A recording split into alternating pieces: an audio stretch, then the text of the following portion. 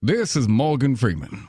If you enjoy listening to The Edge, support them by subscribing to The Edge on iTunes, Stitcher, and you can listen through the iHeartRadio app. Get busy listening.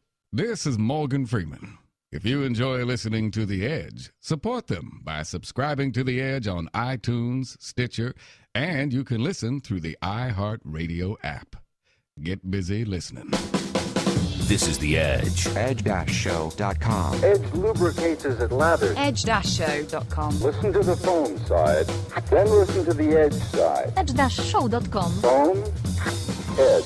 Edge-show.com. This is The Edge.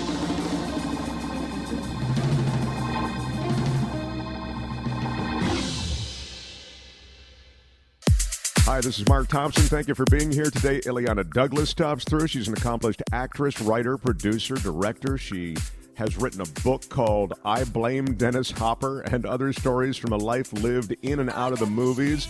And the stories in this book are terrific. We'll run down a bunch of them with Illeana. We'll start the show as we do this political season with the Fast 15 with Michael Shure. He'll give us a sense of what's happening to the Republican Party during this time of tumult in the political process. Thank you for all the ways you support this show. Thank you for leaving us something. Some of you have done so in our PayPal tab, and a lot of you have subscribed and recommended the show to others and given us positive reviews on iTunes. All those things help us. So any way you support this show with subscriptions, with positive reviews, etc., that just helps keep us alive in that universe of iTunes and of podcasts. We will always keep this a free podcast, but we appreciate all the support, the ways that you do provide it. By the way, today we're doing something that we've only done one other time in the history of this show, and that is we're taking Illeana's conversation, which was a very long one with us, and it was really a great one, and we're breaking it into two parts. So you'll hear part one today, and you'll hear part two next week. Illeana Douglas and a life in and out of the movies. But first, the Fast 15 with Michael Shure. Thanks for being here.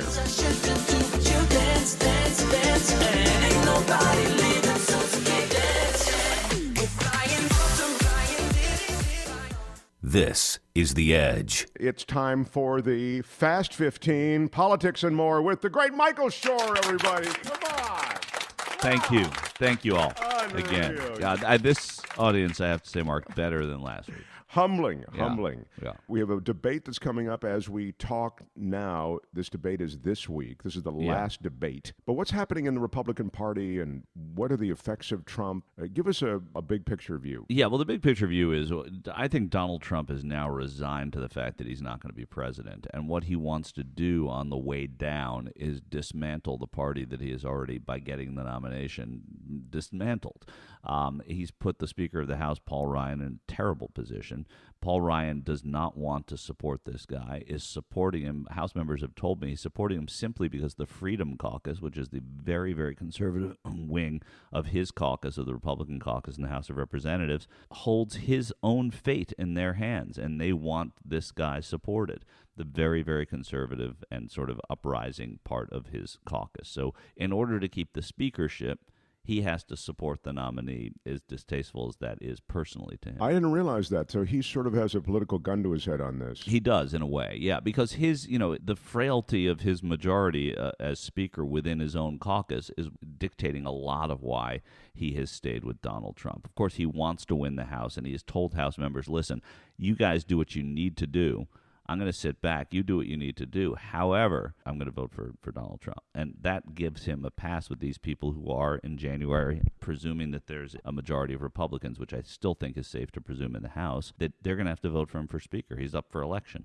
For all that, and his continuing, quote, support of Donald Trump, Trump has gone on the record as trashing him, really. Oh, yeah. He can't stand the party infrastructure. And what you're hearing is the word rigged a lot. It's rigged against him. It was rigged for Hillary. It's rigged, it's rigged, it's rigged. When you're down in polls all over the country and Republicans are going to hold the House and Republicans are competitive at worst in the Senate, it's not rigged. It's the candidate. But he has it in his craw that everything is rigged. And he's looking at, some of the people that advise the party and saying, you guys just didn't want me, so you're making it so that I cannot win. If you say something over and over, particularly if you're a high-profile guy like Trump, there is your base, which begins to say it out loud also, and they start to believe it. Of course, it's why people think Saddam Hussein bombed the World Trade Center, right? That's the best example of that. And so in the context of rigging an election, there are people who will walk away from this election saying it was rigged if Trump doesn't win it. There are, and the Republican problem, that's a good setup, Mark, because the Republican problem is that they have to still hang on to those people because those people are within their base. So they have to appease those voters. After this election, there's going to be, a real bloodletting in the Republican Party. They have to, I presume they're going to get rid of Reince Priebus, who's the head of the Republican Party, blaming him for having let this happen. But they're also going to have to say, well, what are we going to do with these people who voted for us, the last vestiges? What are we going to do for our party members who are going to vote for Hillary Clinton or who voted for Hillary Clinton? That's going to be a good number of Republican women, especially Southern Republican women. Doesn't mean they're going to be permanently with Hillary Clinton. That's not it. But they have to make sure that they are appeased in the next election. Is there something in the email WikiLeaks stuff that could perhaps damage her to the point that this race could be back on? Of the things that I've read, the WikiLeaks things, a lot of the people that are upset about the WikiLeaks stuff are the people that supported Bernie Sanders, people that think that Hillary Clinton's an insider, and guess what? Hillary Clinton's an insider. You didn't need the WikiLeaks to know that. And politics it's a process. So you do things that help your candidacy and hurt the other person's candidacy. You want to win the nomination. And as we've said on this show before, the DNC is not a completely neutral body. When you see those internal memos that suggest that the DNC is backing Hillary and they're not backing Bernie, right, they're allowed to make that choice. Now, that might not have been the right choice, but they're allowed to make it. They're allowed to make that choice. They typically don't. Bernie Sanders, you have to remember, was not a Democrat. He was an independent. He had many chances to join the Democratic Party. He caucuses with them in the Senate, but he's not a Democrat. And he was let down by the DNC in many ways. The other problem is that everybody in the DNC is a Democrat, and most of them liked Hillary Clinton. That's sort of the natural thing to happen. They're not bound to neutrality. And look what happened. The Republicans, Reince Priebus, maintained neutrality throughout. I mean, I'm sure you could go back and see emails where he's going nuts, where he can't believe that Jeb Bush isn't getting this nomination. But they didn't, and look who they got. I'm not defending it. I'm not there. I just don't think there's anything to defend or to criticize. These are people who are trying to win an election. But on the other score, in terms of WikiLeaks, the Friends of Bill stuff, the Podesta emails, is that what the Podesta emails, right? Yeah. I'm not moved by anything I've seen that's been outrageous. I thought they were going to be a lot worse. I thought the Goldman Sachs speeches were going to be a lot worse. The Goldman Sachs speeches, I thought, were completely harmless. Yeah, I thought they were harmless too, and it made me wonder why in the world the Clinton people held them back. I mean, yes, you can see that there's some buddyism. She was a senator from New York for a lot of her career. She was Secretary of State. The government I'm sorry, this is a capitalist government and system that we live in, and the capital comes from one place usually. That doesn't mean they need to be coddled. In fact, I think the opposite needs to happen, and I would personally hope that she's a little more strict with them, and I understand doubts about her not being strict. But again, the Podesta emails are, first of all, they're personal emails. I don't like reading them anyway, but just on that score, they were, people do say things privately to one another they don't want the world to hear. And if they do, people say to me, well, how is that different than Donald Trump? Donald Trump was mic'd. He was talking in front of people out loud. This wasn't a note he passed to Billy Bush under the table, right? This was a conversation that he knew people were privy to because he had a microphone on, as opposed to someone's personal emails. I do think that there's a bit of privacy that was violated. In fairness to Donald Trump, and I can't believe I just said that. Yeah, you want to rewind? But I would say that he lost track of the fact that he was mic'd. Clearly, and we've all done that. Anyone who's worn a mic, it's happened. But he was also having it out loud on a bus where there was a bus driver, presumably some production people, I don't know, or even if it was, let's just say, and I doubt it was, just Billy Bush and Donald Trump on a bus with a bus driver. You're having that conversation out loud. It's not the same presumption of privacy that you would have as somebody who was sending an email. I understand it. There seems to be a little more privilege in these things. There seems to be gaming of the system. But you have to remember, John Podesta was a Hillary Clinton confidant, and he wants her to win. he is going to do everything that is legally possible to get her to win. It's a game too. You do say things about your opponent, right? You do try and soften things about your candidate that are not as good. That's what politics is. Before we lose you, we always like to introduce some other element. Yeah. And this jumped out at me. Is there a quiz today? Or is No, there's no quiz, but Saudi Arabia is a longtime friend of the United States, as you know. It's a bizarre country, and I say that because they have this Wahhabi sect of the Muslim faith, which is very radical, and clearly they've been keeping a lid on it by sort of paying it off, I think, historically. Right. By the way, it didn't work. Yeah. the lid was not kept on very tight. Right. It's leaked out all over the place. And they have a country that is going through some economic problems because the price of oil is down, and as we know, it's an oil-based nation. Right, and some oil-based nations are really struggling, so much so that they close entire TV networks down over it. I've heard. Yeah. So this young prince is coming up in Saudi Arabia, and he's trying to bring in austerity measures, and he's trying to reform, in a sense, this system, which has existed the way it has been for all these years. And he's the young prince educated in the West, and he's gone back there again with this new economic plan. But he is my kind of prince in one sense, because I feel as though I would do what he did, which is I'd try to do everything I could for my country. I'd really try to elevate everyone. We're going to change things. This old guard system doesn't work where the small percentage of us, just a handful of the royal family, have the money, and meanwhile the people are starving and it's all corrupt and all that. But then I'd see a yacht off the coast of the Riviera where we're vacationing, and I go, you know what? I want that yacht. And that's exactly what this young prince did. He was vacationing in the south of France, and he spotted a 440-foot yacht floating off the coast. It was owned by a Russian vodka tycoon, and this is, in my view, the best part. The deal was done within hours at a price of approximately 500 million euros. That's about 550 million bucks. And the Russian moved off the yacht with all of his stuff the same day. Really? That's my kind of yacht See, deal. that is a good yacht deal. I mean, that is, I mean, you know, in Mel Brooks in History of the World, it's good to be the king. Yeah, right? It's good to be the prince. You just see something and you can just get it.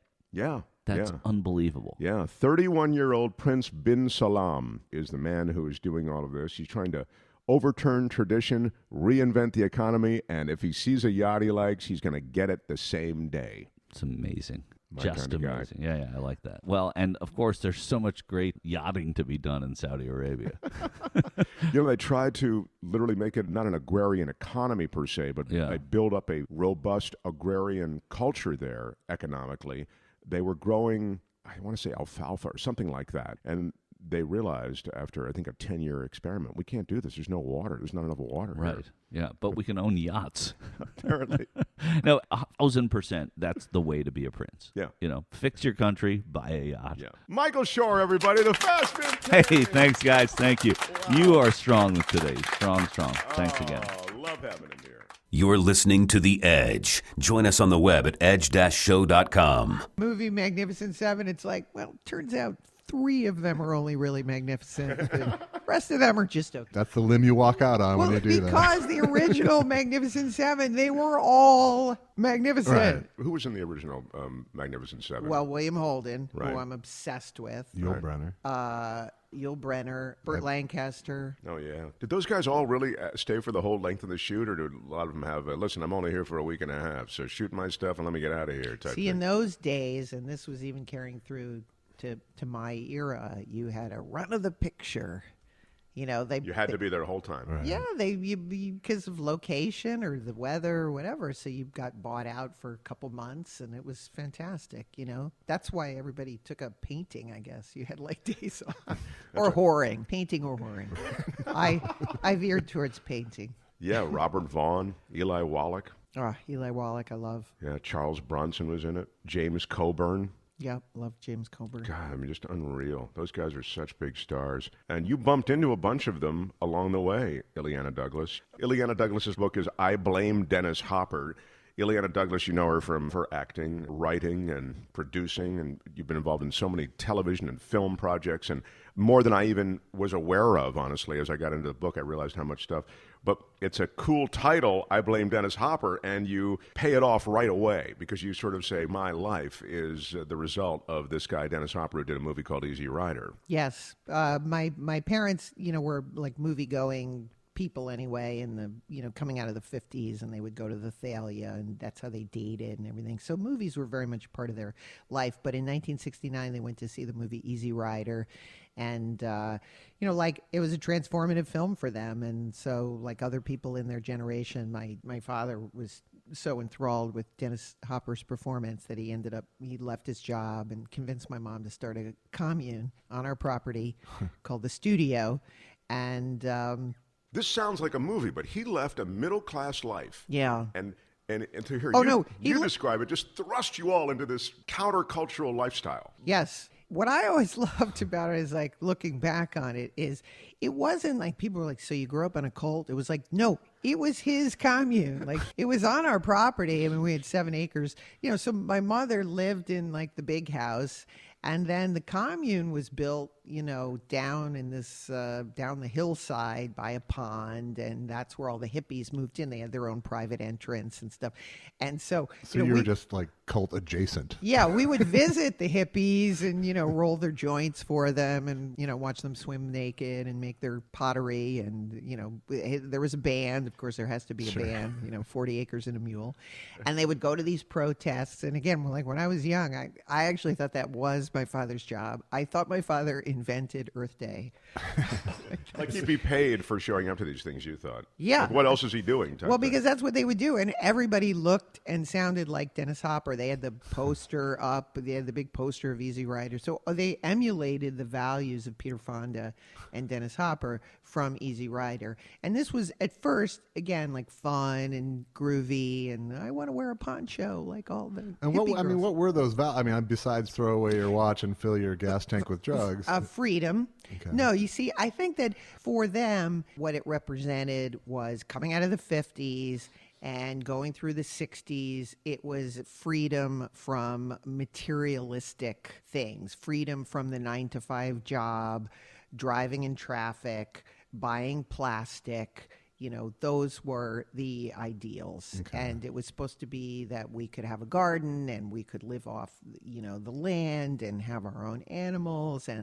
But again, what happens is that, free love, as I've said, is very expensive. It turns out, who's going to pay for all that clay? So,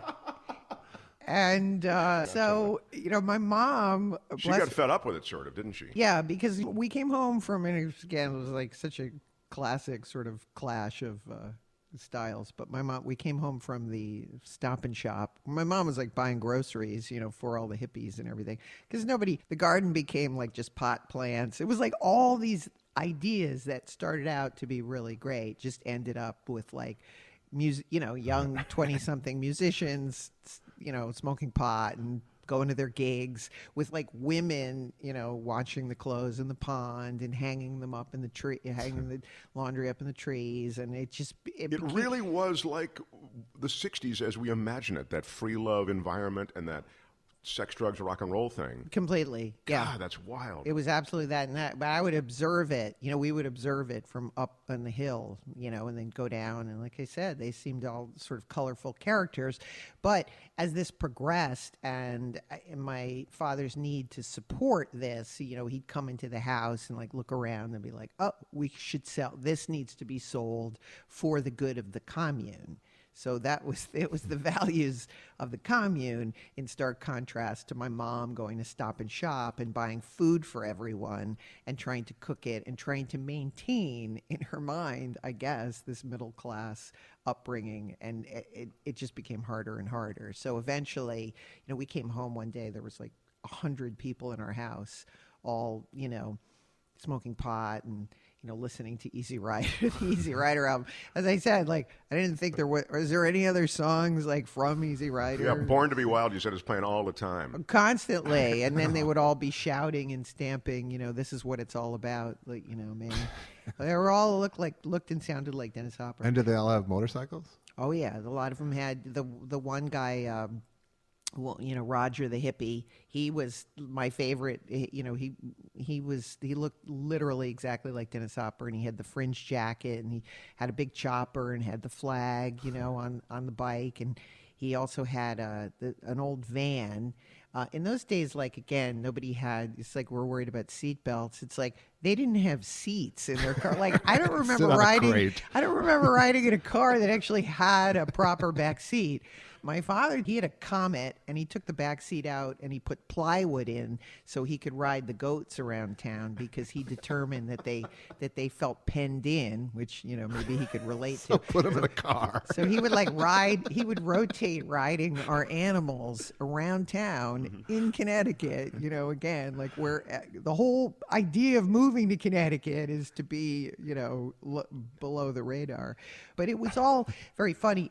As it progressed, it starts to get, crazier and crazier, which marks similarly with Dennis Hopper, as the drugs get more serious, as there becomes less and less money, as we are, living on food stamps, and my mom is, again, trying to create this semblance of a normal life for us. It gets crazier and crazier. It wasn't a viable way of life, obviously, for any length of time that really mattered. No, I mean, and again, you can't have, I don't think this society, the American society, can have communal living. You can't. I mean, maybe go to Sweden or something. We're not, as I saw when I was a very young kid, this is what happens. Eventually, it's even in a commune, the women start hey, why don't you take a bath once in a while? And, well, that's largely the fallacy of free love, is that it's good for everyone. Yeah.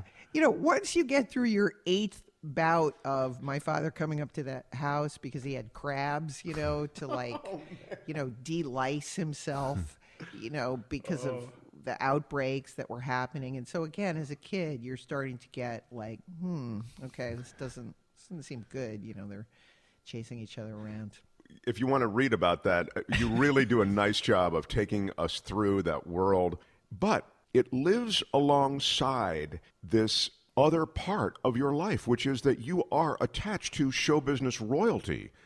Your grandfather is a 2-time Academy Award-winning actor. Yes. At this time. And so I have this revelation that as my grandfather comes to visit us, and by this point, I've got the headband and the animals, and I'm going around on a horse. I used to steal eggs from my father's commune. I would actually go to the chicken coop and literally steal, because we had no food, to eat. So I became very entrepreneurial, and I would take eggs from the chicken coop and then decorate a basket and go around to the neighbors and sell eggs to them. And they thought this was adorable. They were like, I remember you when you were a little girl. I was like, yeah, I was starving. That's kind of why I did that.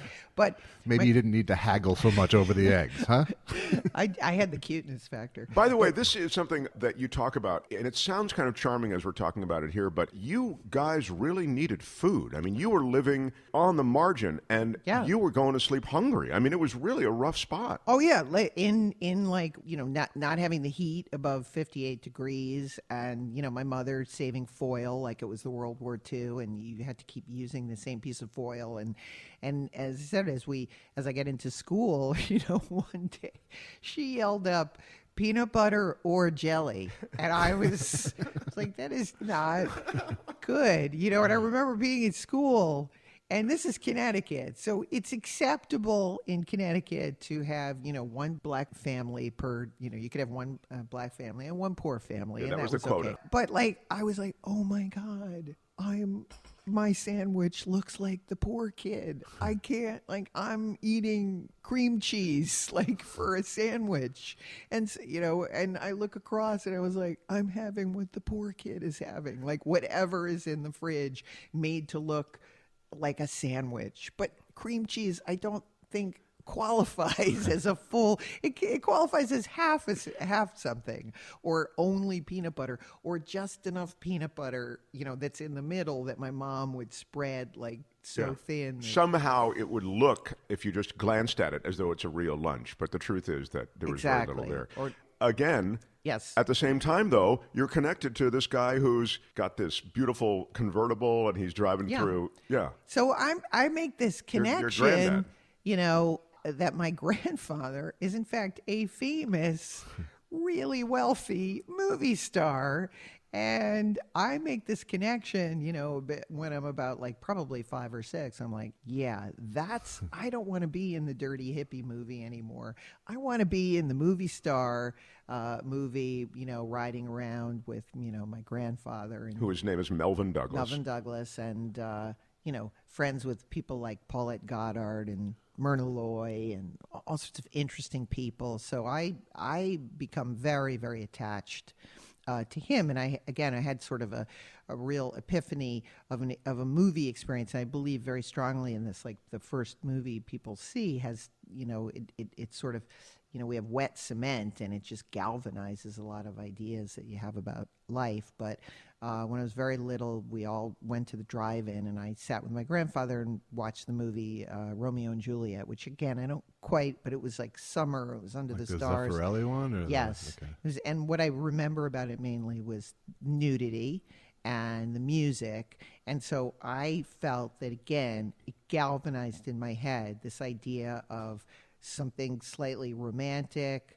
being with my grandfather's older, sophisticated, bon vivant, the romantic music, the doomed quality of Romeo and Juliet, the heavy, heavy romanticism of that under the summer stars of Vermont. That was an imprint, I think, for me that I, went through in my life, which I still go through in my life again and again and again. I have to say I'm a proud recipient of the Melvin Douglas Award from the Macon Film Festival. Oh, you are? Fantastic. Yes, I was there in Macon. How can Grandpa Melvin Douglas see the apparent poverty, for lack of a better word, that you and the family are experiencing and not want to sort of extend a hand to you guys? Well, of course he was, he definitely was helping support us. So what little you have, you might have owed to him. Oh, no, I would write, I have letters from, being little where I would ask. One of the gifts I asked for was a sleeping bag because it was so cold in the house. So, because we weren't allowed to have like dolls or toys or anything like that because that was, anti-hippie. You could have shells and rocks and things like that. Yeah. And be like, oh, great, I got a rock collection for Christmas. Can you glue these rocks into a doll? Yeah. No, dolls were not allowed. And in fact, I was so imprinted that when I would go to other people's houses and they had dolls, I would be like, you shouldn't play. It was all an imprint that you couldn't, that was wrong. White bread was wrong. You couldn't, TV dinners, never. You couldn't. Wow. Do these kind of things. And what of those values stuck with you? What did you take? All of them. Yeah. That's what I write about in the book. Is that all of these things that I hated and resented and couldn't stand. I found myself moving to New York, thrust into my own world of poverty, which I blamed on my parents and Dennis Hopper because, there was no opportunity to go to college. There was no money. There was okay, what can you do? Well, you're funny and you tell a few stories, and I had a great love for my grandfather and wanting to follow into his footsteps. I was like, I'll be an actor. That's something that I can do. But no, there was no other. If you don't have money and you can't go to college, I wasn't going to be I didn't want to be a blue collar work in a factory. I felt like I wanted to do something creative. I had a creative mind. So I think that acting seems like a natural, progression. Because I was already poor and starving. Did it feel better to be a starving artist rather than just starving? I just want to say there is absolutely nothing wrong with being a blue collar worker. Both of my Italian grandparents, my grandfather was a welder, and my grandmother worked in a department store, and I spent a lot of time with both of them, and I adapted a lot of their middle class values, and I adopted all the other values of my other grandparents that were, famous sort of movie stars. So that's where I kind of, melded You know, we're talking about this life that had you wanting food and had you starving and had you with reduced options. And then you see Melvin Douglas, who's your grandfather, and you want a part of that. And you know, gosh, that seems like maybe a better scene than the one I'm in. And you begin this starving actress life. And I'm smiling because somehow you make this in the book funny, okay? It's really funny, and it's funny to listen to you talk about it. I wanted you to describe that whole thing where you're now trying to be an actress, so you kind of glom onto like a dinner theater situation, and these different, you're looking for situations that are even theater adjacent that can propel you into that world. Right, because again, this is like, you know, I enter this thing where I'm living my life as a movie just in the way that my parents did unconsciously. So if my grandfather got his start from David Belasco in the 1920s, you know, I must somehow find a theater impresario. It's like, you know, Grandpa was in theater. Okay, I must be in the theater, you know, so therefore David Belasco will, you know, come find me in Connecticut and discover me and, you know, put me on the boards. But so, your David Belasco wasn't really, no, as it turned out, much of a theater impresario. This dinner theater opened, you know, near us, and there's pictures, again, my editor would be like, every time you tell one of these crazy stories, and then you actually show me photographic evidence, I took a headshot of myself. You know, I was 16 or 15. No, I think I was 15. 15, because he asked you if you were 18, and you said, yeah, of course I'm 18. I can serve drinks. He said something like, are you 18? And I said, yes, I am. And then he goes, I don't believe you. How old are you really? And I said, I'm 16. And he goes, all right, you're 16. And in fact, I was actually 15. But I went in, again, dressed to the hilt, and I took this, had my brother take a picture of me. And it's in the book. It's like a film noir photograph of me with like a hat, you know, and a veil, like as if, you know, Theodore Barra, you know, first headshot. And I went in there, you know, stashed my bicycle, which was how I got there. But trying to get a job there, and he was like, oh, no, we hire all the actors out of New York. That just was a revelation to me. He said, but, you know, you can work as a waiter or, you know, cocktail waitress or something like that. So I lied my way in, and almost immediately, like day one, I had no idea how to be a cocktail waitress. And somebody ordered a VO and 7, and I thought that meant a V8 and 7, because what was a VO? I mean, again, I was a hippie kid. We didn't have liquor in the house. So anyway, except for Boone's Farm strawberry wine.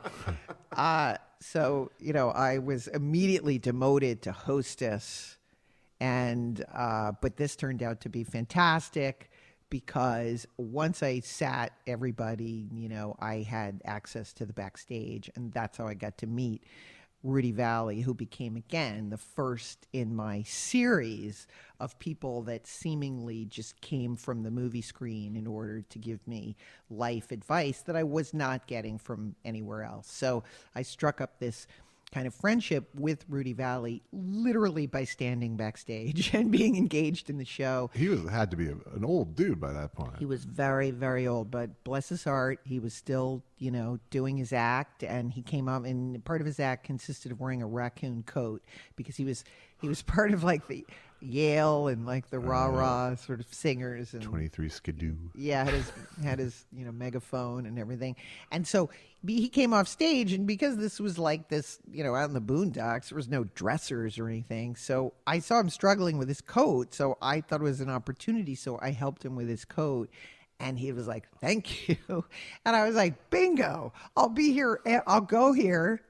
I'll be here tomorrow night, you know? So I did my hostessing. I ran backstage, and I was like, Mr. Valley, I'm here to help you with your coat. And he was like, thank you. And I was like, great show tonight. You knocked him dead, you know?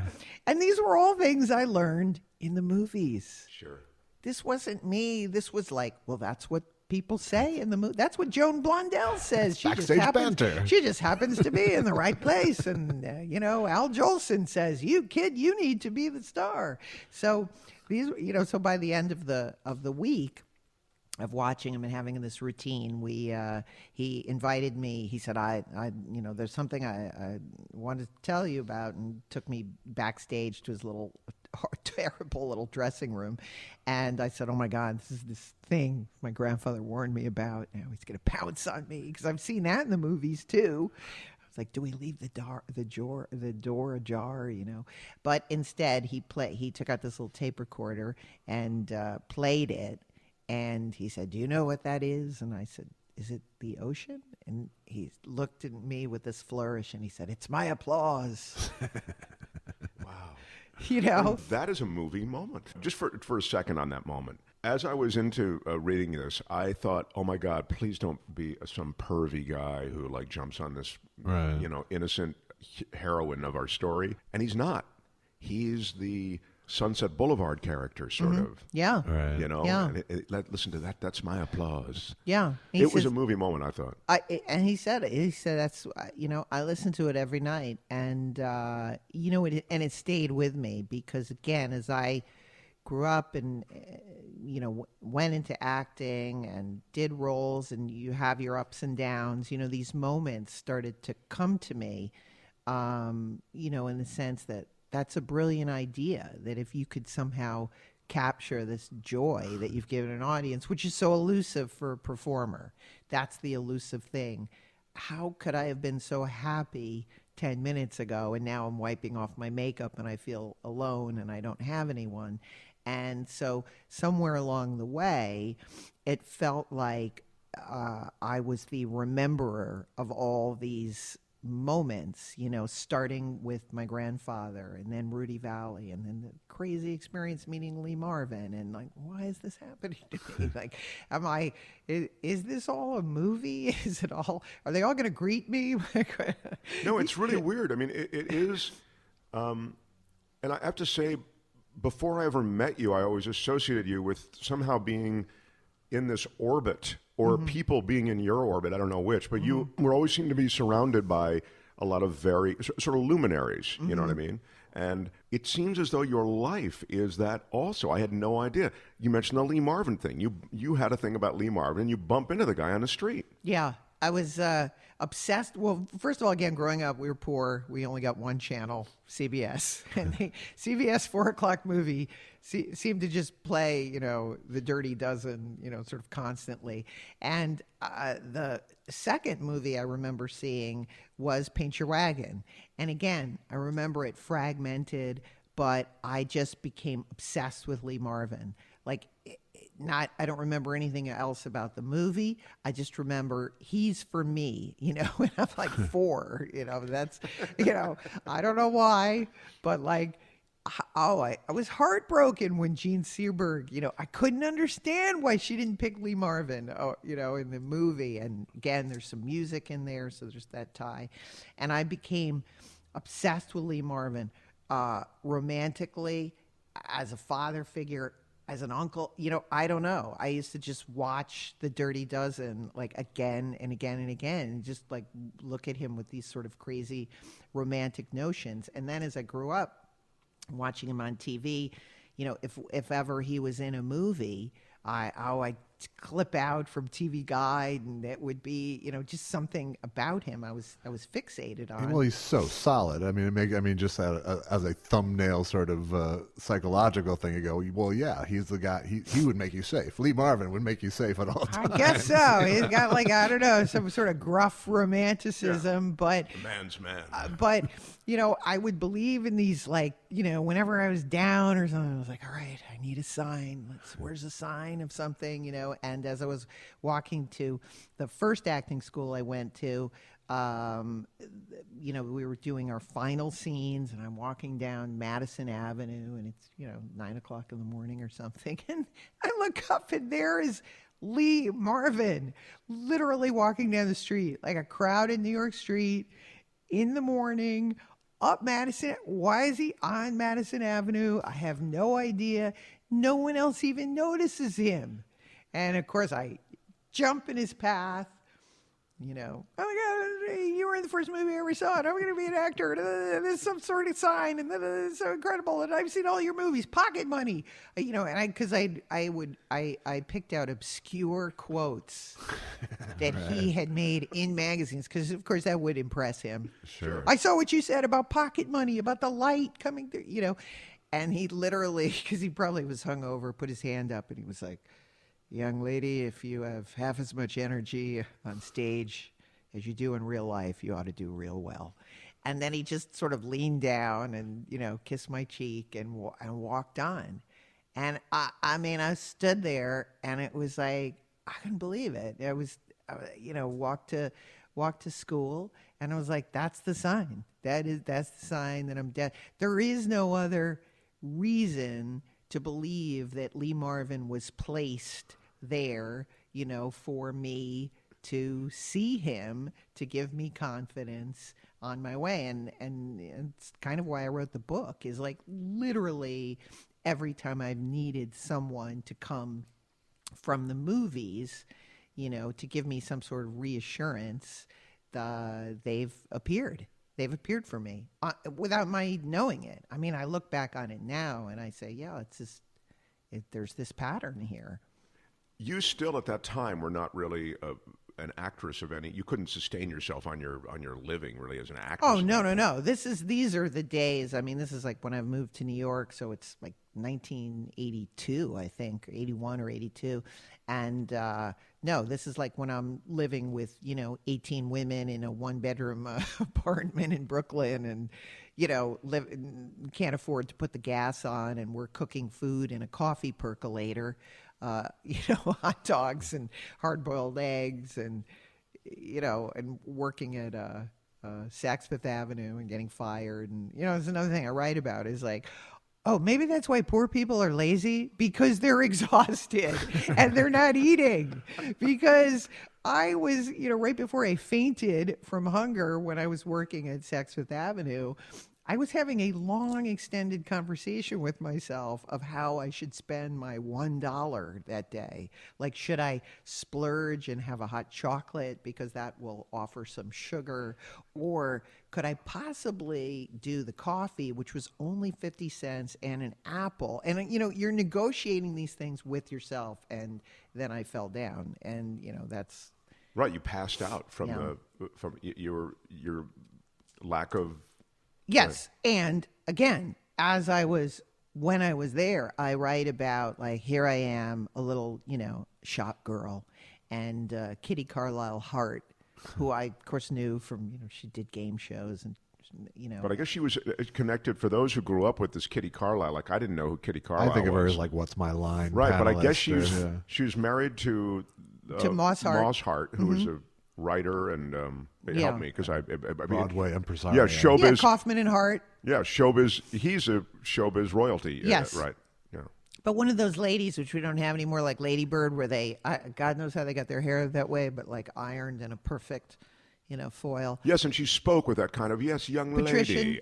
Thank you, Patricia. Yes, and so as I'm, holding my gigantic Estee Lauder Blockbuster makeup kit. And contemplating, what I'm if I can go the entire day just having coffee. Yeah, working in this department store. I see Kitty Carlisle Hart, and of course I nurse this fantasy that as I faint, that she'll be, oh, my poor young lady. Fanning you with her stole. This young child needs something to eat. I want you to come live with me on Park Avenue. You're going to have your own bedroom, and, and of course, none of that happened. I was, fired and sent to the basement, to wrap presents for the rest of my working day. But of course, these things sort of stay with you. And, again, many years later, I got to know Kitty Carlisle Hart. It's like it's all been one gigantic movie. I mean, how great is that? That's just great, don't you think? I think it's great, but, my personal philosophy is it's not like I'm special. I think that everybody, if you're aware of it, has these kind of cyclical moments. I mean, I was raised a Catholic, so for me, it's sort of it's not the burning bush moments, it's the loaves and fishes moments. It's the little things. You have to say, wow, remember that day I fainted and I saw Kitty Carlisle Hart, and I fantasized that one day I'd actually have a nice bedroom and somebody would take care of me, and now I'm talking with her, kidding around with her. And I've had a lot of those moments, in my life where I'm become friends with people I fantasized about, you know. You also were obsessed with Liza Minnelli, and for some reason, Liza Minnelli occupied this big part of your mind and your life. I think that, again, it's obviously Vincent Minnelli and Judy Garland, the tie to classic films. But plus, you know, she represented somebody for me that actually looked like me in films. You know, she had big eyes and she was, you know, singing and dancing, and was the direction I wanted to go in. The first person I became obsessed with after the Marx Brothers was Ruby Keeler. And, you know, I used to say to my grandfather, I'm going to be an actress like Ruby Keeler, you know, because I'd seen movies like 42nd Street, and I imagined, like, that's what being an actor is like. Now, Ruby Keeler was a dancer for the most part, right? But that was my sort of idea of what an actor was. You started as a showgirl, and then somebody groomed you and discovered you, and then you were doing serious plays. Yeah, because that's what 42nd Street is. You know, kid, you belong on Broadway, right? Yeah, that's what I sort of thought was going to happen. And then this melded with seeing somebody like Liza Minnelli in the film Cabaret, and then just thinking, you know, that's what I want, because she seemed to have that snappiness, you know, plus the amazing talent and the singing, and so I really just gravitated towards imitating her. And then my next foray into show business was getting in a musical theater group for underprivileged kids, and I copied. I had learned, you know, to sort of sing like Liza Minnelli based on her album from Cabaret, specifically the song "Maybe This Time," because again, you ridiculously think that somehow people will respond to the earnestness of, like, maybe this time it will happen, you know, because that's how much I want to be in show business. But unfortunately for me, as I learned very quickly when I did my first audition, I had learned the song from the record, and they said bring sheet music, but I just assumed the sheet music, you know, was like the record, and I launched into my uber dramatic, which had already reduced me to tears in my bedroom. You know, I was like, I imagined them all singing, you know, like, oh my God, she's the next Liza Minnelli. Can't believe it. Like, you can have any part you want. In fact, we're going to give you an apartment. What do you want?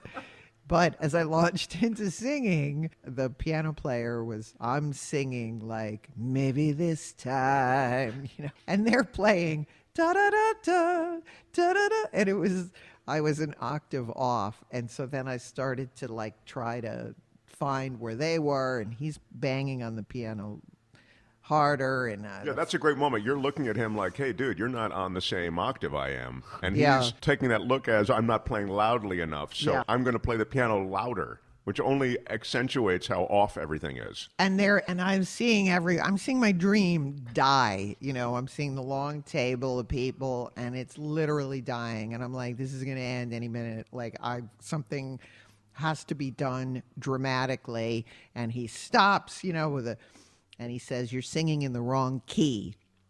And I said, I'm singing in the right key. I'm in the key of Liza, and you're in the wrong key. And the table just erupted in, like, you know, I mean, again, these were things that I saw in movies. Tatum O'Neal in Paper Moon, you know, Christy McNichol, you know, tough, sassy kids.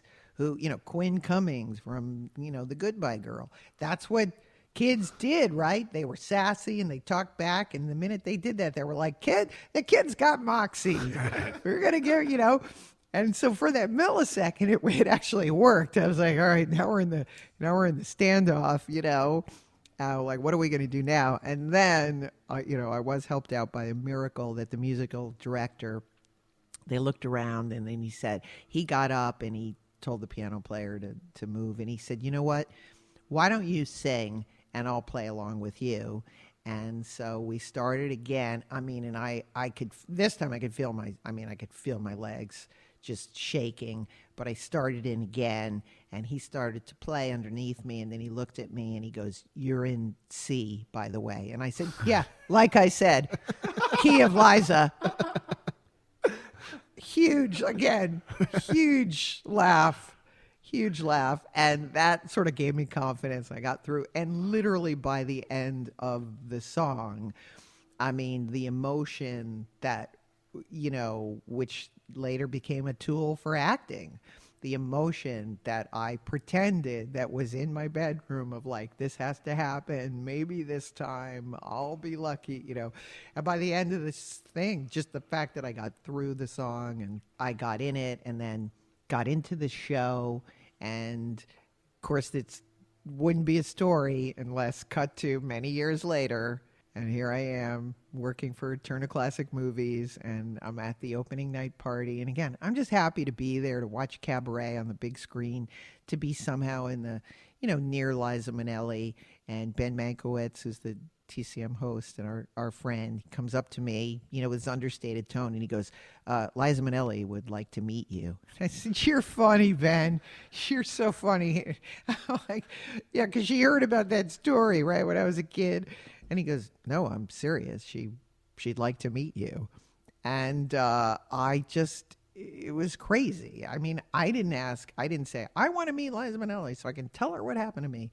It was like he led me over, and it was, again, one of those fantastic slow motion moments where, a photographer came in, took our picture, we chatted, we talked about Cabaret, how much it had meant to me, how much she's incredible in the film. And I think that some of her performances, in films, highly overlooked. I mean, you look at Arthur and, Arthur was a great performance. Just incredible. Who else could do that? And she had a certain quality that I don't think we even have in movies anymore, which was something that I admired. She was not beautiful, but she was quirky beautiful. It was like her personality was so amazing that you loved her more than a beautiful woman. I think that that's what was so great about Arthur or Cabaret or some of her other films. You know what I mean? Yeah, and there's a weird dichotomy with her because there's so much sort of an artifice to her look, but there's so much genuineness to her that it makes her just riveting, I think, in a lot of ways. I think it worked for that, that era. Yeah, and I just wonder to what extent her off-screen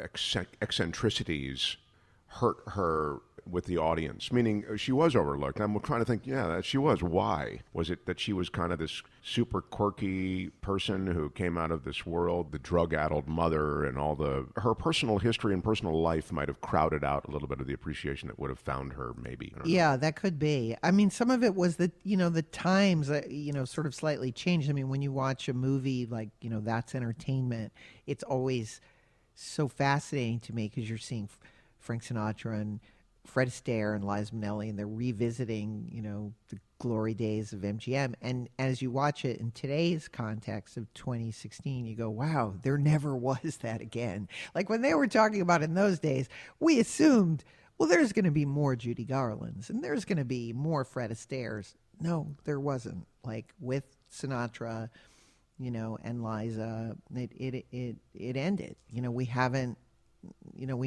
come back. That was an era that has ended. Well, and I think the 70s did so much to redefine what good movie is, with that whole generation of auteur directors. It really did change, like what is a high quality movie. It used to be it used to be production value. It used to be, they poured so much money into this big musical, this big event, this, Cecil B. DeMille, and then it became these really small, really dirty, gritty stories with great, built around just performances, instead of spectacle. I also think that the directors that were capable of making those kind of musicals left us, the Stanley Donins and the, Vincent Minnellis, the musicals became sort of flat, in a sense. They went completely out of fashion. Right.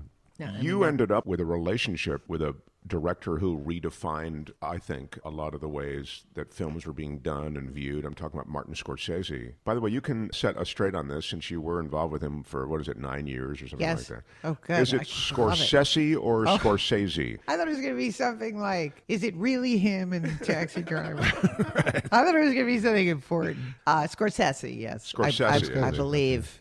I believe. He answers to both, so... I only hear Scorsese, but then once in a while someone says Scorsese, and I'm thinking, maybe... I think he likes Scorsese. I think it's the Demi. Oh, yeah, Demi. Yeah. Demi. As a Weinstein sufferer my whole life. But that's a clearer fork in the road, I think, than Scorsese. Unless it's you, man, then it hurts every time. You do end up with Martin Scorsese. Yes. And so how do you end up connected to him? How does that happen? Well, again, completely crazily, just because I'm working for a film publicist named Peggy Siegel. And again, I'm there answering the phones. Nobody even knows I'm an actor. I'm like, I get this job working for her because I'm good with names and I know a lot about show business. You know, as I always said, I got the job because I knew that Betty Comden and Adolph Green were partners, but that Adolph Green's wife was Phyllis Newman. And those were important things to know. You know, you would know, you could pick out Joe Mankiewicz in a crowd or something like that. So, sure, that's everything in the world of publicity. And how did you know that stuff? Because I had, again, an encyclopedic, this was my whole world, starting from, my grandfather, Melvin Douglas, and if he's having dinner with, Myrna Loy and Paulette Goddard and Sam and Bella Spiewak, Robert E. Lee, who's a playwright, like Robert Anderson, I needed to then be at the grown. I wrote about this. Like, I wasn't allowed, I asked my grandfather, I was like, can I sit at the grown-ups table? And he said, when you're interesting, you get to sit at the grown-ups table. He did segregate you. Yeah. I mean, that way on those big events. Yeah. Because, I want to get back to Scorsese, but why was it not possible, Scorsese, why was it not possible for Melvin Douglas, your grandfather, this royalty, why was it not possible for him to kick open doors for your auditions and to make show business happen for you? Well, again, comically, I write about, his idea of kicking doors open for me was when I was in, The Boys from Syracuse, age 15, I get cast in I'm in my little, I've done it now. I'm on the board. I'm like, I'm in the theater, I'm living in Hartford doing musical theater, a youth theater group, and I get cast in The Boys from Syracuse. And my grandfather, I take the train down to New York. My grandfather says, I've arranged for a meeting with you and Mrs. Richard Rogers so you can ask her all about, The Boys from Syracuse. And, I'm 15, and there was no internet then in those days. So I'm talking to the widow of Mrs. Richard Rogers, about being in The Boys from Syracuse. So that was his idea again. Or when I visited him on the set of Ghost Story, and he said, I've arranged for you to do a monologue for John Houseman in his trailer during lunch to see if you have any talent, wow. Yeah. Like that was his idea of, so I was like a kid preparing, Antigone as my classic. And something from the bell jar for something serious, and then my comedy was Mary Mary, by Gene Kerr. Like, again, I was out of my mind, like doing things that I thought a child from the 1950s would do. But those were his ideas, and he did arrange, again, really, really comically, he arranged for me to meet Howard Houseman, who was an agent at William Morris. And again, I took the train down, and I hate to even admit this, but I did bring my clippings with me. Really? Yeah. I brought my clippings, my scrapbook of all my great success as a 15-year-old, 16-year-old, went in, was ushered to the top of William Morris, and met with Howard Houseman and another guy named Biff Liff. And for those who are, William Morris aficionados, you're screaming right now. How does she know Biff Liff? She knew Biff Liff. Oh my God. And Biff Liff's assistant, we're going to get more contemporary, was a man named Kevin Huvane. Oh, wow. Who is one of the biggest names in show business. Yes. He's a super agent, right? Yeah. That's was like Bruce Willis, Tom Cruise, those kinds of guys. Yeah. So that was, we're circling around, but Peggy Siegel, you go, well, why were you so good at publicity? That's why. Because it's like, oh yeah, Howard Houseman and Biff Liff, and guess what? Kevin Huvane was, so I had that kind of encyclopedic memory for show business, But then as we return, no one really aware that you're an actress. You're making a living as working alongside this publicist, and all of a sudden you get there's a call from Martin Scorsese. Well, because of course, for those of you who've seen movies like The Best of Everything, where three beautiful girls go to New York and they all wear fun hats and they look up at the skyline and they go, I'm going to have a wonderful job, a wonderful relationship, and live in a great apartment, and then I'll be discovered. And it's like, I believe those things. And so I knew it was only a matter of time working for Peggy Siegel before I would be discovered to be a great actress. But, again, watching these movies, you never push your agenda. You don't. You just... You wait for it to happen. Yeah, it happens to be discovered that you have this amazing talent that you haven't utilized, But in the meantime, you make sure that your legs look really good, like those are, you make sure that you look really cute in a hat, So those are all the things that I was working on. And one day, Frank Perry came running into the office, and he said, he looked around, he was like, you. And Frank Perry, director of The Swimmer, Mommy Dearest, some Diary of a Mad Housewife, he says, you're an actress, right? And I said, yes, Frank. I'm an actress who answers the phone. I was on the phone. I think literally I was talking to David Denby on the phone and having him hang up on me numerous times.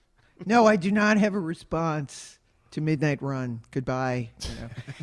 And Frank came in and he said, do you have he goes, you're an actress, right? He goes, we have this part in this Shelley Long film. It was Hello Again. He said, we need someone to yell at Shelley Long. Do you think you can do it? And I was like, sure, And then he said, do you happen to have a monologue? He goes, can you come in my office right now? Do you happen to have a monologue? And here's what I did. I, in fact, had 2 monologues that I could do. And I went into his office and did the monologue, probably horribly. I mean, I literally walked from a phone into his office, did the monologue as best as I could. And he goes, fantastic. And then he took me out and he goes, Peggy, I'm taking her. And literally was like, what? And then, was like, I'm taking her for what? He goes, she's going to act in my movie. And Peggy looked up and she goes, you're an actress? It happened. And the next thing I knew, I was driving downtown. I'm on Duane Street. They threw me out of the car. I'm getting makeup put on me. It's like, they hand me a child. This is what you're going to say. I didn't even have a script. Of course I didn't. They were like, you're in SAG, right? You're in SAG. I was like, yeah, I wasn't in SAG. Afterwards, they had to Taft-Hartley me. I'm like, I get in, I'm now in Screen Actors Guild. I do my little part. I go back to work. And this story, which sounds like a publicist made it up, makes its way around the Brill Building. I heard about this fantastic story. You came in and you're in a movie. I'm like, how long have you been an actor? You got a resume? And so suddenly everyone on the floor was asking me for a resume. And Martin Scorsese's assistant says, you never know. Might need it, give me your resume. And again, what she didn't know was that I had already tried to get into Last Temptation of Christ. And again, there's a photo in the book of me wrapped in a turban. I wrapped my head in a turban and wrote a card to the casting person. Look at how good I look in a turban. I need to be in Last Temptation of Christ. And I thought that, would really catch her eye. It didn't. Cut to Marty's assistant saying, I see on your resume, it says, special skills, blood-curdling screams. Is this really true? I was like, oh, yeah, it's true. And I told her why, because of this play I'd done many years before. And director told me I had a great scream. And next thing I know, she says, okay, great. 5 o'clock this afternoon, you're going to go down and scream for Martin Scorsese. And so I, again, not thinking this is at all odd, because of the way I got my first job, I went down and, screamed for everybody, and they laughed and applauded. And, Marty said, how do you do that? That's horrible. How do you do that? And I said, I work for a publicist. It's pretty easy. At big laugh, and next thing I knew, I was part of what was called a loop group, which again, I didn't know what that was, but doing background voices. And then, this turned into me dubbing screams for Barbara Hershey, and who, again, subsequently in my movie life, I have done a film with Barbara Hershey, and we laugh about this all the time. That's how I got my start in show business. But that led to us, being there and doing my part in the movie, and having a mutual love of films and all that kind of stuff. And that's what turned into, our relationship. Yeah, you actually. This is what I got from the moments I spent with you learning about this in the book, and that is he was impressed that you knew certain things that were really sort of might qualify sort of as obscure or really down deep, but that he felt, yeah, but that's not the whole story. I wish you knew this also, or Yes. And so you kind of exchanged. He was very impressed with you, is the sense I got, with your interest in film. Yes, which was genuine. I didn't have any designs to I'm gonna end up in a relationship. That's again a dream that you don't think about that. I was just excited to be there and be in the moment. And if I was reading a book about Joseph Mankiewicz, who I was truly obsessed with, I was like, oh, I wish he's somebody I wanted to be involved with. And Joseph Mankiewicz, that's you're laughing, but in my mind, I would read these books and I'm like, oh my God, Joseph Mankiewicz, he's involved with every actress he worked with. Now tell us about Joseph Mankiewicz for a second, since you were so obsessed with him. Well, he was a writer-director, wrote and directed All About Eve and Citizen Kane, half of Citizen Kane. That's right? Herman. No, that's Herman Mankiewicz. That's his brother, the great Mankiewicz family. Letter to Three Wives, and he wrote these very, very sophisticated. He was also a producer. He worked with Joan Crawford. Was very sophisticated, very literate. And again, for me, just seemed like the complete fantasy of a kind of man that I wanted to be involved with. But he's my 10.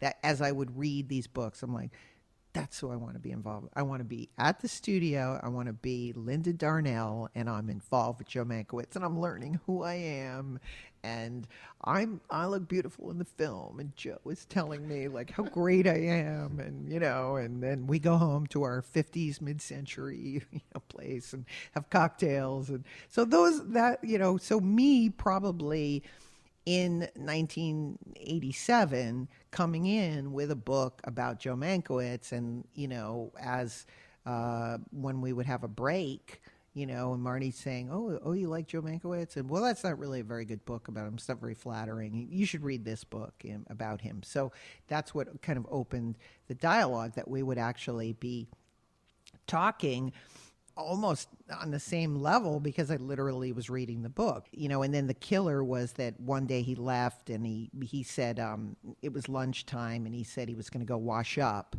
And I instantly thought of this, the 2,000-year-old man, because it's something my grandfather and I shared. That I said, that's right, Marty, I'm going to go save France, you go wash up. And it was literally Walter Matthau in The Odd Couple moment, where he stops, he's back, and he turns and he goes, 2,000-year-old man, how do you know that? How do you know that? I was like, oh my God.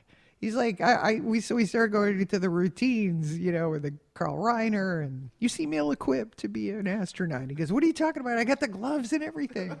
So suddenly we launch into all the routines. I was like, that was my life. That was literally learning about comedy. It was from that album. He tells me he's on the 2013 album. He's like, I'm going to bring it in. I'm going to bring it in and play for you. You can hear me and Jay Cox laughing, and And he did, like, the next day. He literally, like, in the middle of The Last Temptation of Christ, like, we played. He's like, can you hear me? Can you hear me laughing? You know? And so, you know, how can you not, you know, love someone who's, like, in the middle of doing all this stuff? So for me, it was like, wow, this is just fun to meet someone who's a friend that I can actually talk about movies with, because my experience up until then was like, I loved my little movie things, but I didn't really share it with anybody except for gay men, you know, like those were the only people that were interested in Douglas Sirk were like, you know, me and my, you know, my friends. But and from his standpoint, you see how there's this girl, right, this young actress who is sort of an old soul from the standpoint of cinema. You know all this stuff, and you can relate to all these things that about him. For him, that really is finding lightning in a bottle. You know, I don't think a lot of people like you pass through Marty Scorsese's life, even though he's Marty Scorsese. Right. Well, that's what it seemed like. You know, I mean, and it took me a long time to get that. You know, I would say, like, you know, we would have these funny elevator rides where he'd say, well, where are you going? I was like, well, I'm going back up to work. Oh, that's where I'm going, you know. And I'd be like, that seemed interesting, you know, and wanting to see where I worked and, you know, peeking in and like, is this your desk? I was like, yes. Doesn't Martin Scorsese have something more interesting to do than to see? He's like, that's your little desk? But you did when he was doing Raging Bull. Was he doing Raging Bull at that time when you did the Rocky Bullwinkle thing? Oh, yeah, because again... You would literally make fun of sort of the... Yeah, or have fun with the... Well, you know, again, for me, you know, meeting Marty, I was mainly thinking in the beginning what a fantastic anecdote this would be, because, of course, I was so obsessed with Liza Minnelli, you know, like, I'm actually meeting the man who had a relationship with Liza Minnelli. Like, that was what was thrilling to me. And I love the King of Comedy. I mean, I was obsessed with the King of Comedy. And again, I was telling him funny stories about King of Comedy. I was like, I'm friends with Elias Koteas, and he, you know, which again I write about in the book. When I was in acting school, Elias Koteas was an actor, looked very, very, very much like Robert De Niro, and stalked the set of The King of Comedy, not knowing that it was a movie about stalking, and was absolutely, and like was wearing, you know, an army jacket, and like was trying to get De Niro's attention because he was convinced, like me, because again, you have to be delusional. Robert De Niro will see how much I look like him, and I'll probably get cast as his brother, you know, in a movie, or his son or something. And instead what happened was, like, they thought he was dangerous and like asked him to not go to the set. So mainly for me, it was like, you know, Illeana, if you play your cards right, you're going to get to tell Marty that story. Like, that's what was for me. It was like, you're going to get to tell him, like, how your grandmother took you to see New York, New York. And, you know, so those were all the sort of elements for me. So it wasn't until, like, again, eventually of being on the set of New York Stories and everything that the reality, because you have to remember I was also very young, and in my mind as a woman, you separated dating. You were like, oh, you date a complete jerk. Your best friend is a gay man. Like, that's the reality, you know, like. And then when you break up with the guy, you're like, oh, thank God that's over. So now I can go back to, like, being with my friend. But so Marty represented in my mind, because I think I was like 22 or 23 or something when I met him. He represented this, like, wait a minute, let me get this straight. You can actually go out with someone that you're friends with. That seems revolutionary. So that took me a while to kind of comprehend that would be possible, that you could work with someone and relate to them. And you weren't intimidated by the grand nature of his place in Hollywood at that time? Oh, of course, later, yeah, obviously that became, you know, I mean, I lived in a beautiful one-bedroom apartment on the Upper West Side, which Marty referred to as a ghetto. because, the door like stuck, I remember he came over and it was like, how could you live like this? I'm like, it's the Upper West Side. Like, it's not. Nice neighborhood. I'm not living in a penthouse on the 57th Street, but like he was appalled at my audio-visual equipment. He's like, how can you watch movies like this? And he was like, I'm gonna get you a television and a laser disc machine so you can watch films properly. And then, of course, he only gave me his films to watch.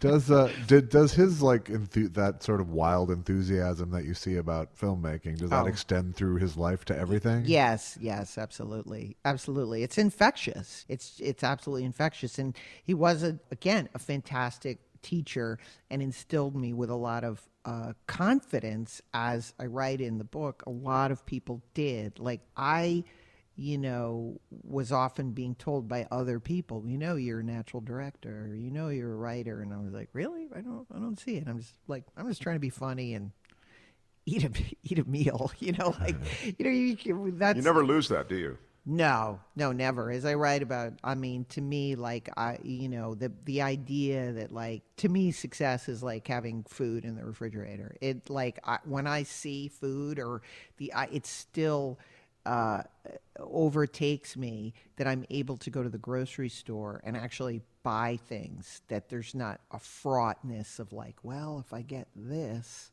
okay, that could last through the week.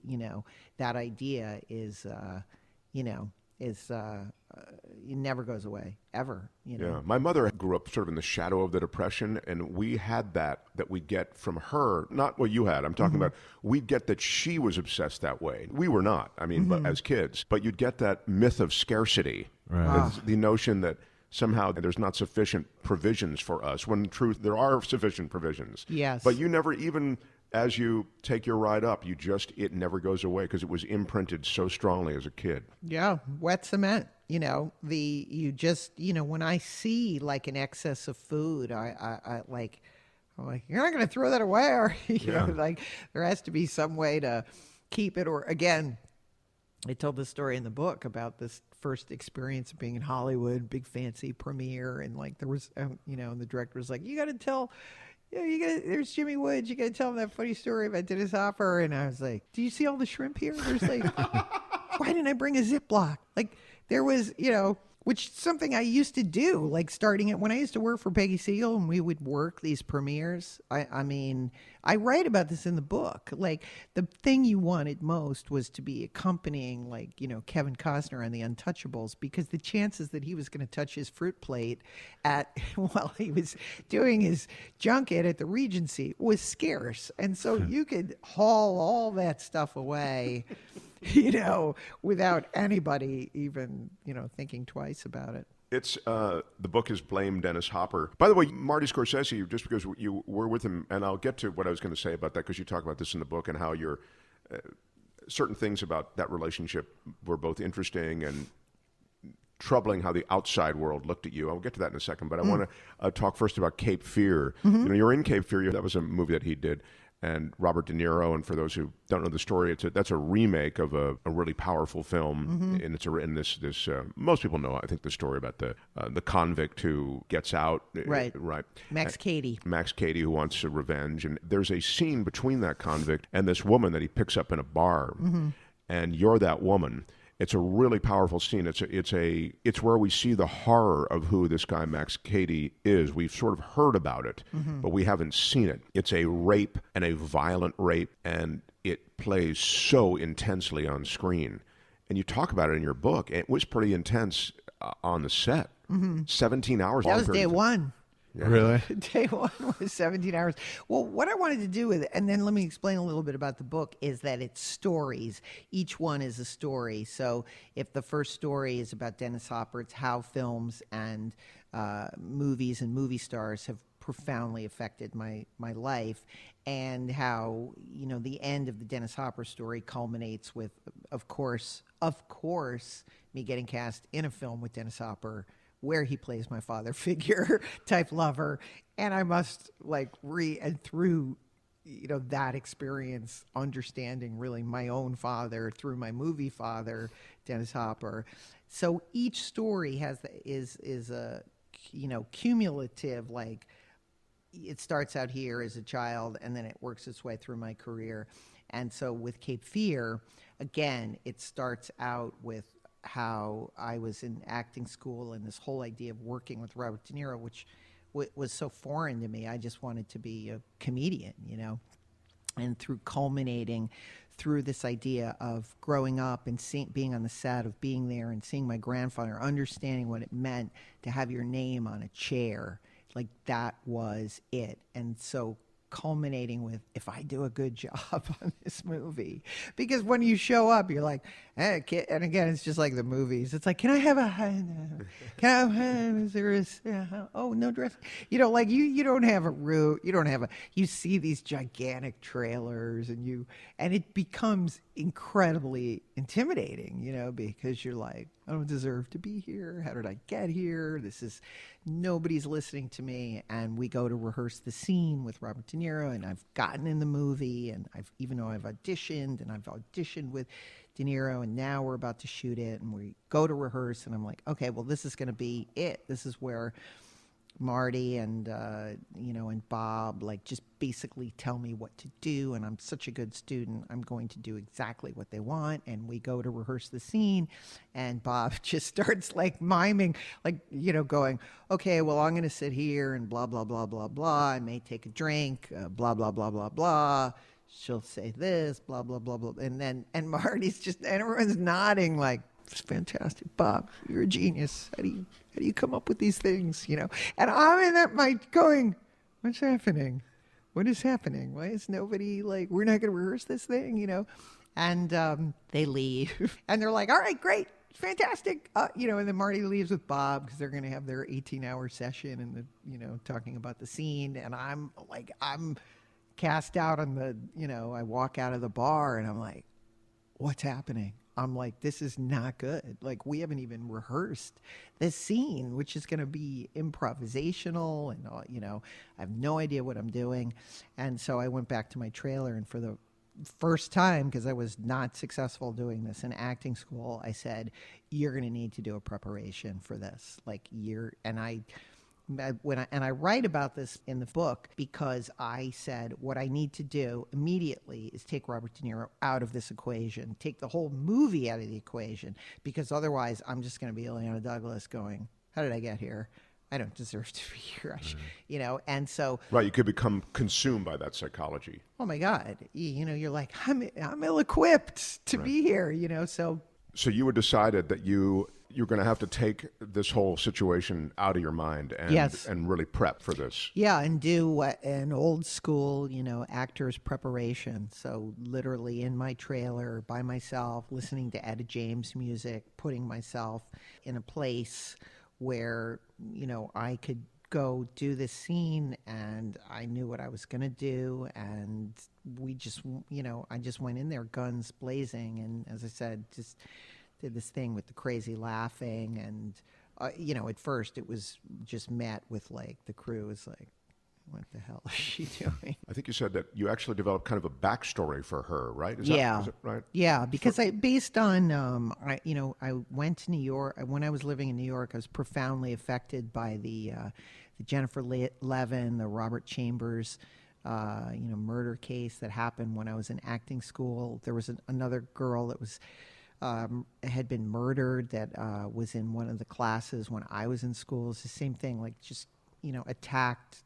She'd gone to see this play, Hurly Burly, and in a moment where this friend from school said, do you want me to walk you home? And she said, no, I'm okay. And she was attacked and, murdered, and that was it, So it so much of, to me, that the character of the girl was to represent, somebody that just doesn't see the danger that is right in front of her, that is going to do something that's self-destructive. And you did two things here. One thing that leads to another thing, and you discuss it in the book. And I want to make sure I've got this right. But I remember seeing it, and I thought, wow, this is really intense, because she, in the movie, thinks this is fun. Like, this guy is just, wow, he's a wild guy. This bad boy that I've picked up at the bar, and even sex is kind of wild with him. And then the second thing is, it's like Alfred Hitchcock. There is a sense that the audience has as they watch it. And I remember feeling it. You're right. Thinking, oh my God, she doesn't see. This guy's a murderer. And he's going to murder. And all the way up until like the moment she's about to get murdered, she doesn't realize it. That's suspense, right? Is that it? Yeah, that was like, again, the combination of me watching movies all my life and understanding the director's point of view and removing my own ego as an actor and saying, I need to do this and I need to do that. You know, the only thing I need to do is think that this is like, screw Nick Nolte. He blew it. I just met Mr. Wonderful, and like, I'm going to have a wild and crazy night, and I feel great about this. And we do this, you know what I mean? Like we've all been in a situation, I mean, certainly teenage situations. You're in a car and everybody's drinking and laughing and the music is going, and then suddenly you're hitting guardrails, you know, like that's what life is. It happens in an instant. And so I thought that's all I needed to do. And so I needed to get into, and the base of that is being self-destructive, is like, I'll show you, I'll show you. I don't need you. I got, and so that was like the laughing and the, and the craziness, because you don't know you're in a, that was one of the first things, like when I read the scene of saying, originally they had him putting handcuffs on her and she's like, hey, what are you doing? I'm not into this. And that's not real. In real life, your instinct is telling you this is horrible, but your outside is like, oh boy, what, because we don't want to believe that anybody is a monster. And so that's what, I was working hard to try to achieve. It was a great choice. And on the set or at the moment, or they understood it as such, right? Yeah. I mean, when we were in the bar, I was like, again, having the privilege of watching Bob, like, almost every day, just visiting the set of Goodfellas and watching him, and obviously observing his relationship with Marty.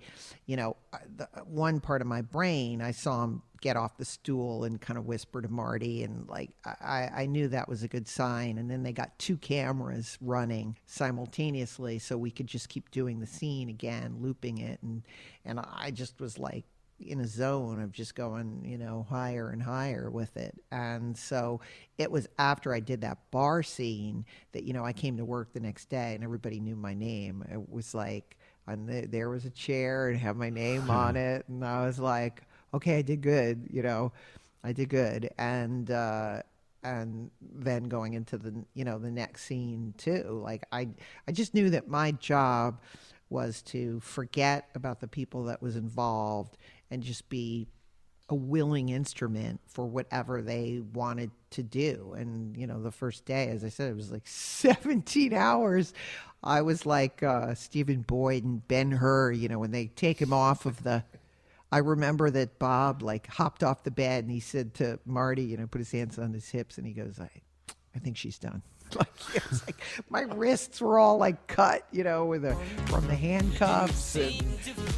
And believe it or not, as intense a scene as that was not nearly as intense an experience physically, emotionally, and psychologically as was to come. She's got a great story from the set of the next film she did, and you'll hear that in our next episode with Illeana Douglas, Part 2. Thank you for being here this week, and see you next time.